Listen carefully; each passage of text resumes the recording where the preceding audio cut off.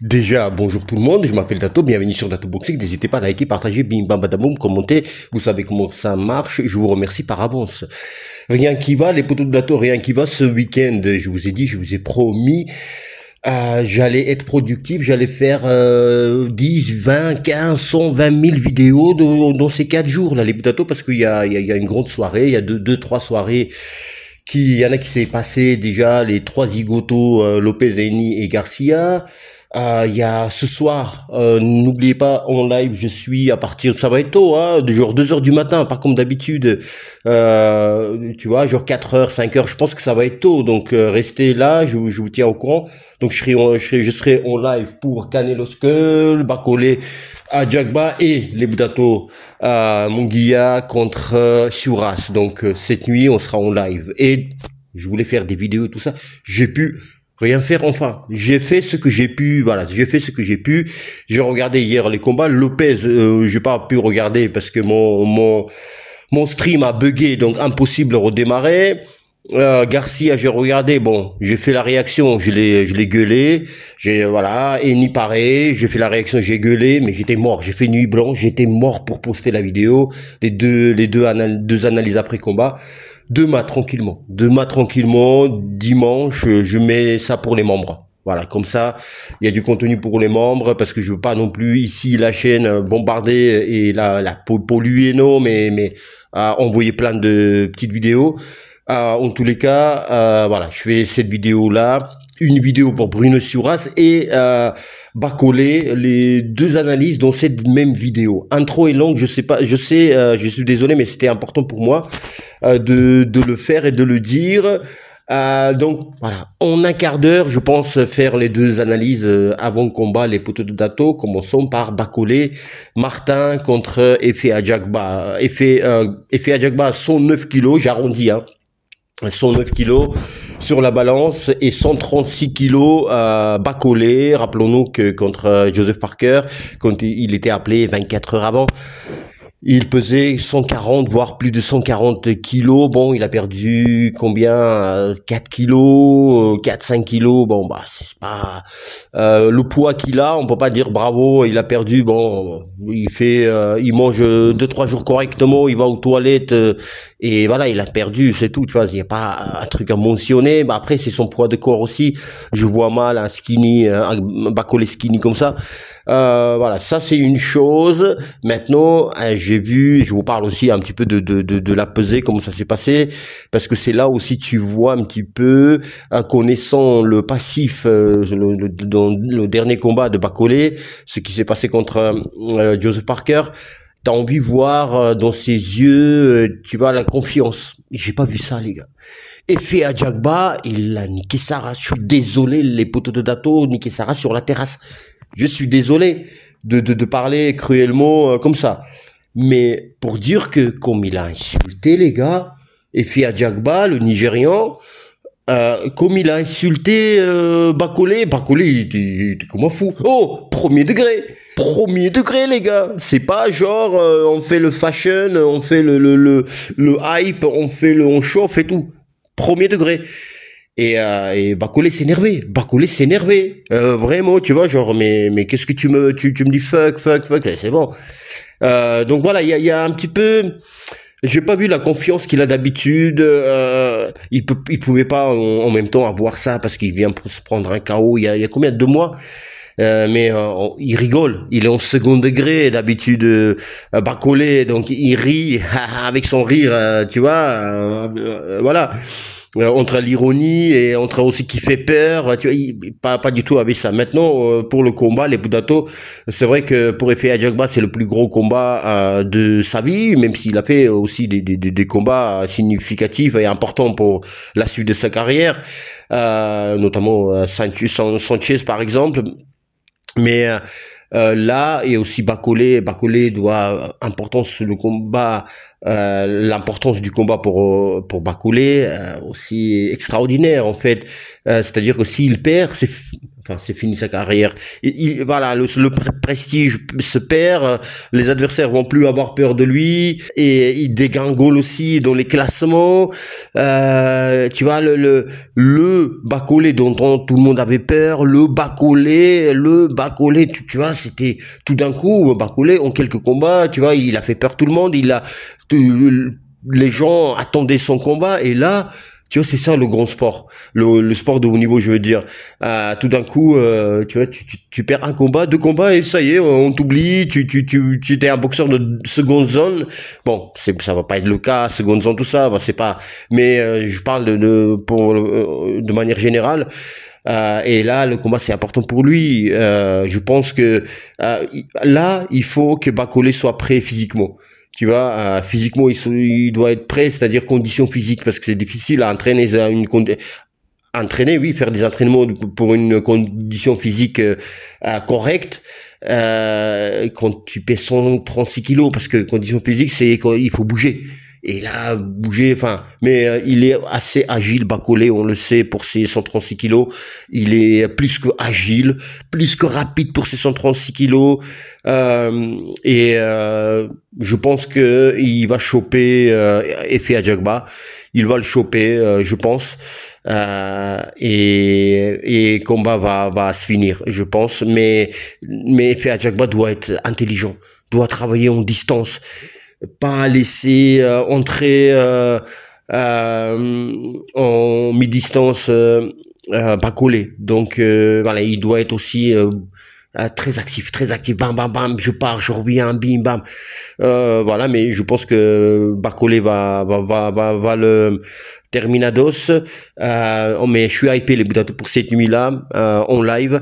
Voilà, Bacolé et Ajagba maintenant. On va passer à Munguia Suras, les Budato Munguia Suras. Suras, il a fait un bon coup, il a dit, il est heureux d'être là, d'être présent là-bas. Il savoure tout, chaque moment. Là, en fait, l'avantage qu'il a et un inconvénient pour Suras, c'est que l'avantage, c'est un boxeur, c'est un gars intelligent. Et donc, il se rend compte du moment qu'il passe, tu vois. Parce que souvent, tu passes des moments extraordinaires et puis quelques années après, tu dis, mais en fait, putain, mais c'était un truc de malade. En fait, ce que j'ai traversé, c'était un truc de fou, les souvenirs de malade. Mais en fait, sur le moment, tu te rends pas compte. Et Suras, Bruno, il se rend compte. Ça, c'est une bonne chose, mais aussi pas mauvaise chose. C'est pas être submergé par les émotions, de se regarder de l'extérieur en tant que fan, tu vois, se voir un peu trop beau. Il y a ça aussi, c'est l'inconvénient qu'il y a. Son adversaire, les Budato sec comme je sais pas quoi, tu vois, pas un gramme de gras, Munguia, son adversaire.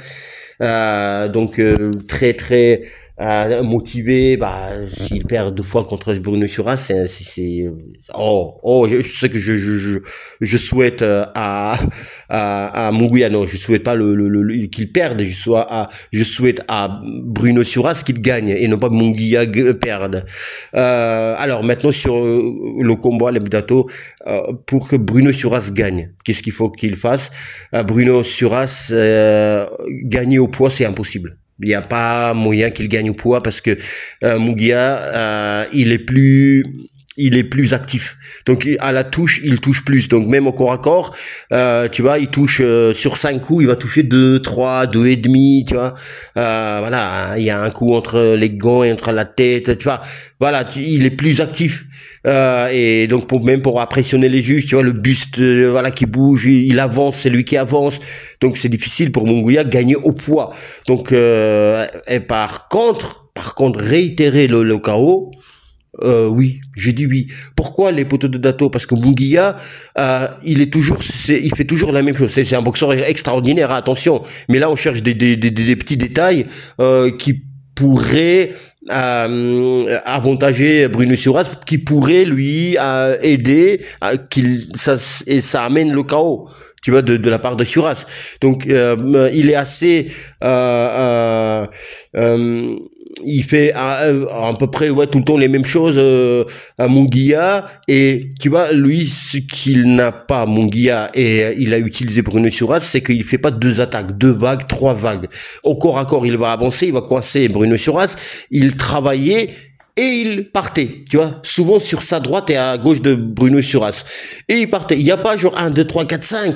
Tu vois, tu fais un pas en arrière, bam, bam, tu reviens, mais deux coups. Un coup encore et tu fais un pivot. Non. Et donc, Bruno Suras avait le temps de s'habituer à ce rythme-là et voilà, faire une petite pause et bam, 1, 2 et placer cette droite-là. Je pense que il a toujours boxé comme ça, Munguia. Je pense qu'il va faire tout la même chose. On sait que aussi avec la même boxe, il peut aussi envoyer KO des gars. Il a beaucoup de KO et il a envoyé aussi aux deuxième reprise. C'est comme ça qu'il a envoyé au tapis Bruno Suras. Bruno Suras, il a des très bons déplacements, les gars. Attention, hein. Il a aussi une bonne défense. Tu vois, comme tu vois, les deux bras comme ça et bien fermés. Tu vois, parce que t'as des boxeurs parfois ils font comme ça, mais le haut est fermé, le bas est ouvert ou vice versa. Là, quand il fait ça, tu vois, tout est fermé et il voit. Tu vois, il voit son adversaire. Attention, pas se jeter, parce que sur ses droites, parfois, quand il était corps à corps, Munguia, il décidait de travailler Suras, un peu ouvert sur sa droite, mais bon, quand tu attaques, tout ça, tu peux pas être tout fermé, tout beau, tu t'ouvres à ton adversaire, donc voilà, ça c'est normal, mais il faut être vigilant. Mais franchement, je serais pas étonné que Bruno Suras gagne. On n'en est pas encore là, mais franchement, je dis pas que attention, c'est pas possible. Je dis attention les gars, c'est possible. Franchement, si tu analyses le combat de la boxe de Munguia, c'est possible. C'est possible. Maintenant, il y a Munguia aussi, il va attendre tu vois, ces droites-là. Il va corriger aussi, pas aller toujours à gauche de Bruno Suras après ses attaques pour pas prendre la droite de Bruno Suras. Il va faire des rectifications. Il a fait des rectifications, mais attention, Bruno Suras aussi, entre ce qu'il était avant Munguia et après les Budato, ça t'apprend énormément. Tu vois, il a grandi énormément aussi. Mais voilà, il a faim. Bruno Suras, il a faim. Il a une très bonne comité des Marseillais qui chantaient allez l'OM, qui ne saute pas n'est pas Marseillais, tout ça. Enfin, j'ai adoré. Donc voilà, l'OM représente, Marseille représente même en Arabie Saoudite.